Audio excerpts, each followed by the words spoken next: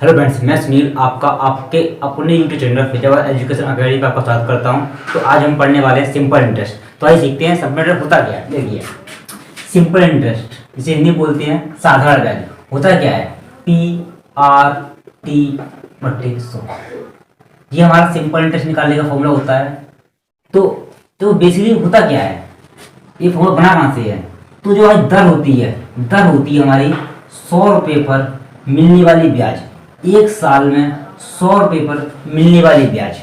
तो यहाँ देखोगे, अगर 100 रुपये पर आर जो ब्याज मिल रही है, तुम बात करें 1 रुपये पर कितना ब्याज मिलेगी?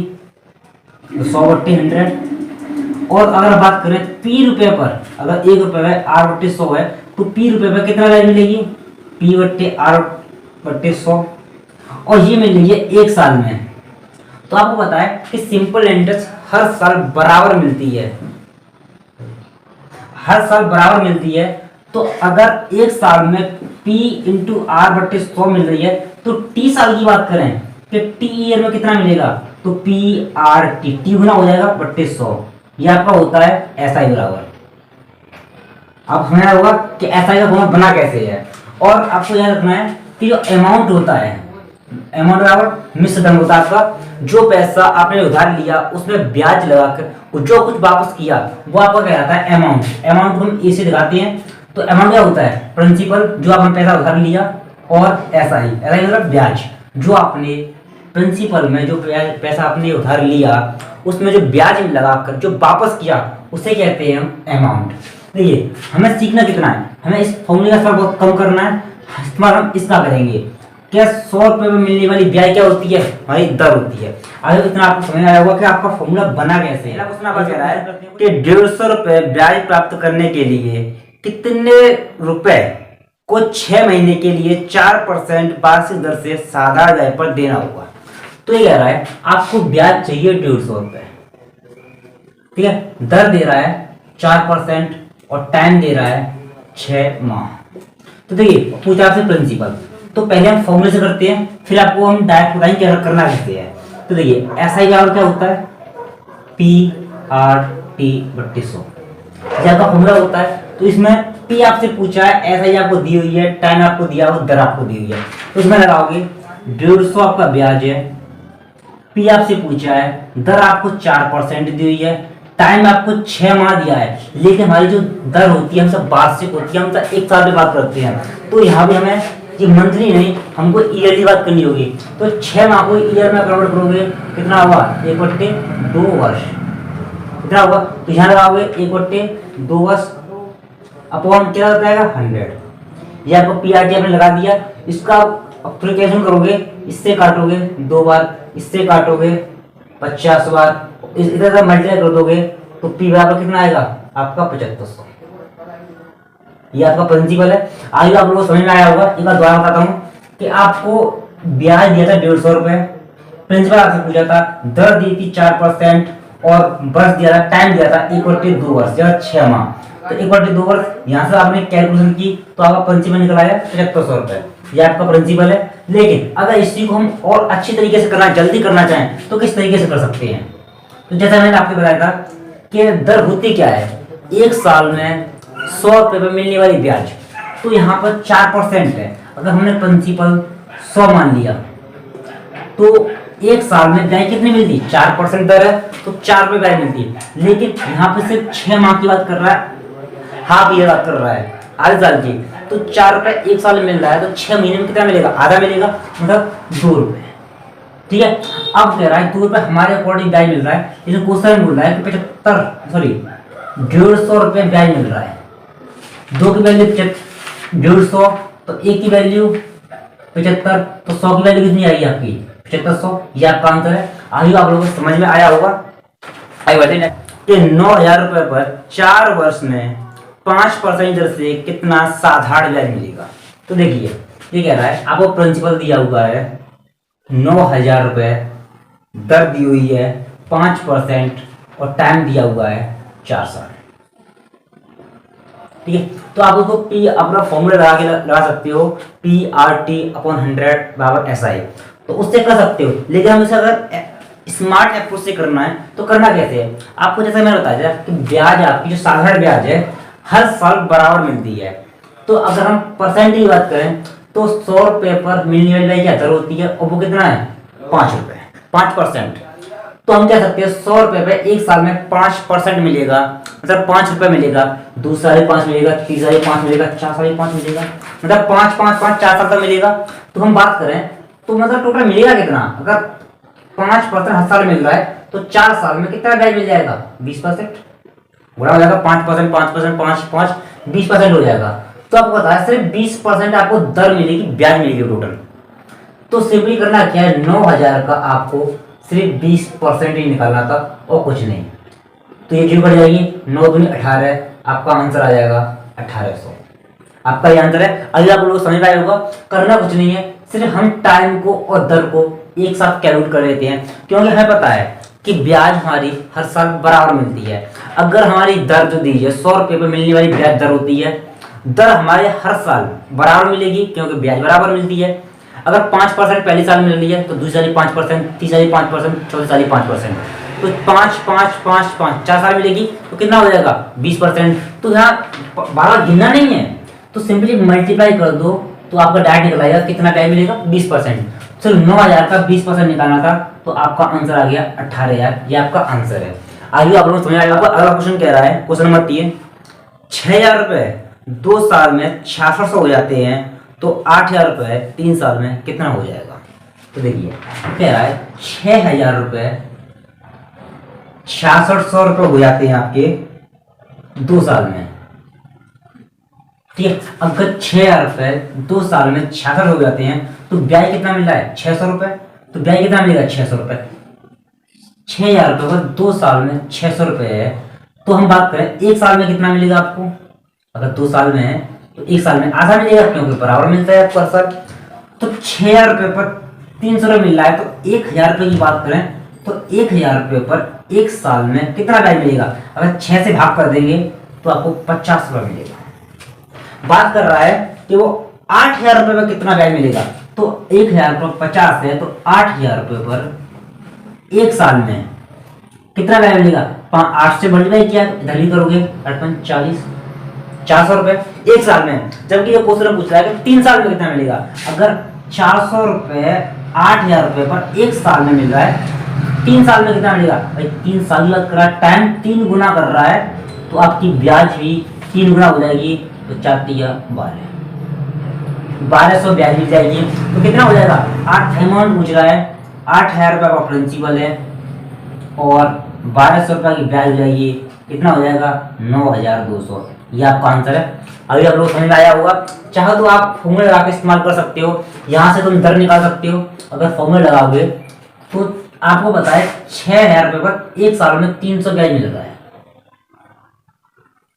तो 100 पर कितना मिलेगा, दर वाले 100 पर निकालते हैं।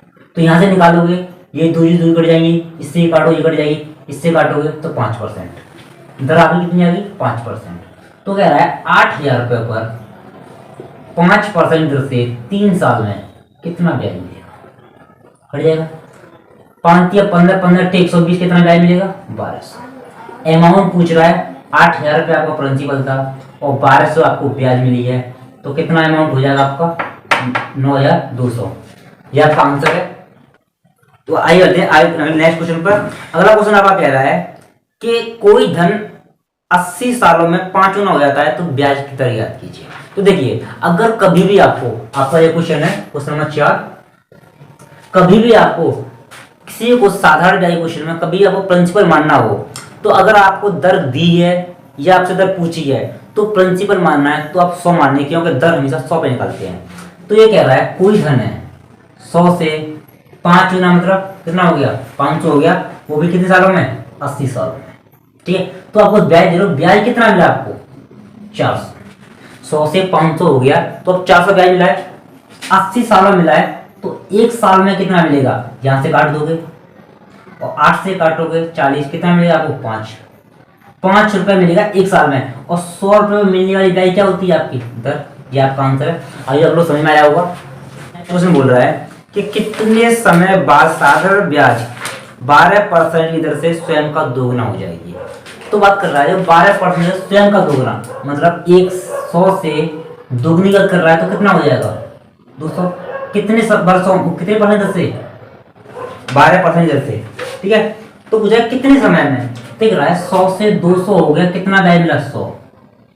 कितने परसेंट हम कह सकते हैं ब्याज कितना मिला 100, और 100 पर मिलने वाली ब्याज क्या होती है इतना परसेंट। इतना टोटल समय में आपको 100% मिला है, एक साल में 12% मिल रहा है, तो 100% मिलने में कितना समय लगेगा। आप जब भाग करोगे तो 4 से भाग करोगे 25 बार, 4 से भाग करोगे 3 बार, और 8 या 24 और 3%, सही वर्ष। यह आपका आंसर है। अभी आपको समझ में आया होगा। अगला क्वेश्चन आपका कह रहा है किसी विशेष योजना में साधारण ब्याज पर धन नियोजन करने पर 8 वर्ष में 3 गुना हो जाता है, तो 4 गुना होने में कितना समय लगेगा। देखिए इस क्वेश्चन में ना तो आपसे दर दी हुई है और ना तो आपसे दर पूछी है, तो आप प्रिंसिपल इसमें 1 मान के आपका आंसर आ सकता है, 100 मान कर भी आ सकता है, लेकिन आपको आसानी पड़ेगी 1 मान कर। तो ये कह रहा है कि किसी योजना के अनुसार 8 वर्ष में कोई धन 1 से 3 हो जाता है, 8 वर्ष में। तो पूछ रहा है कि तो 1 से 4 गुने में कितना समय लगेगा। तो अब देखिए यहाँ पे अगर कोई धन तुम्हारा 1 से 3 हो रहा है तो आपको ब्याज कितना मिलेगा, 2 ब्याज मिलेगा। अगर वो चाह रहा है कि 1 से 4 हो जाए तो ब्याज कितना होगा 3। तो ये 2 ब्याज मिलने में 8 वर्ष लगे। अगर 2 ब्याज मिलने में 8 वर्ष लगे तो 1 ब्याज मिलने में कितना वर्ष लगेगा, आधा। अगर ब्याज आपको आधा मिल रहा है तो आधा समय लगेगा।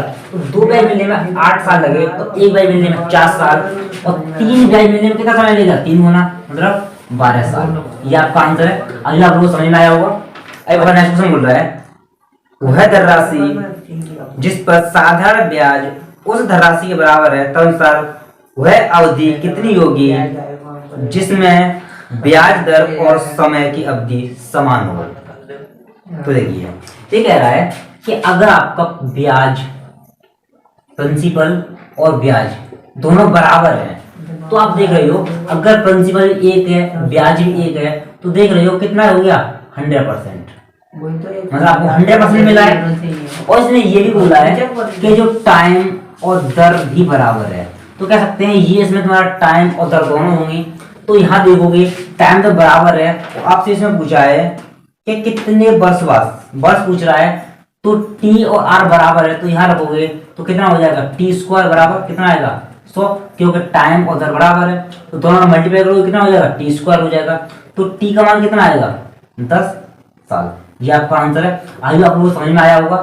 आइए बताते हैं किसी धनराशि का साधारण ब्याज मूलधन का 9/35 है, दिए गए धन पर ब्याज की वार्षिक दर का 5/7 गुना समय के संख्यात्मक मान के बराबर है, तो ब्याज की दर याद कीजिए। तो देखिए ये कह रहा है कि जो ब्याज है आपकी 9/35 है, SI अपॉन ये। तो आपको पता है कि 35 रुपए पर 9 ब्याज मिला है, तो हमें दर निकालते तो निकालते कैसे हैं SI/P इंटू 100। तो हम कह सकते हैं इतना उसको क्या मिला है ब्याज मिला है इतना %। तो इसने कहा है कि जो तुम्हारा P जो आपकी दर है वो 5/7 से टाइम की संख्या का मान के बराबर है। अगर आप यहाँ से दर दोनों का मान निकालोगे तो कितना आएगा 5/7 या 5×7, तो यहाँ x मान लोगे तो ब्याज कितना हो जाएगा आपका, देखोगे तो 5x और 7x। दर के यहाँ से मल्टीप्लाई करोगे तो कितना आपको ब्याज मिलेगा आपको 35x², और क्वेश्चन में कितना दे रहा है 900/35। तो 35 इधर लेके आओगे तो क्या हो जाएगा 35x² प्लस स्क्वायर हो जाएगा, क्यों x² था 35 हो जाएगा, दोनों का हो जाएगा बराबर कितना आएगा 900। तो स्क्वायर उठाओगे तो 35x बराबर कितना आएगा आपका 30। और आपको पूछ रहा है टाइम की वैल्यू कितनी है 7x, तो 7x की वैल्यू निकालनी है। 5 से काट दोगे तो 7x, और इधर 5 से काटोगे 6, तो ये क्या आ गया आपका टाइम आएगा 6 वर्ष। ये आपका आंसर है 6 वर्ष। अगर 5 की वैल्यू और दर पूछता तो यहाँ से 5 की वैल्यू निकालते, तो यहाँ से देखते कि आपका 35x बराबर अगर 30 है, 5 की वैल्यू निकालनी है तो 7 से भाग कर दोगे तो 5x बराबर कितना आएगा 30/7%। ये आपका आंसर होता है। लेकिन हमारा टर्म में टाइम पूछा है, हमारा टाइम कितना होगा 6 साल, ये आपका आंसर है। आज आप लोगों को ये समझ में आया होगा। अब मिलते हैं नेक्स्ट अगली वीडियो में, तब तक के लिए बाय। ये सर से हुआ है।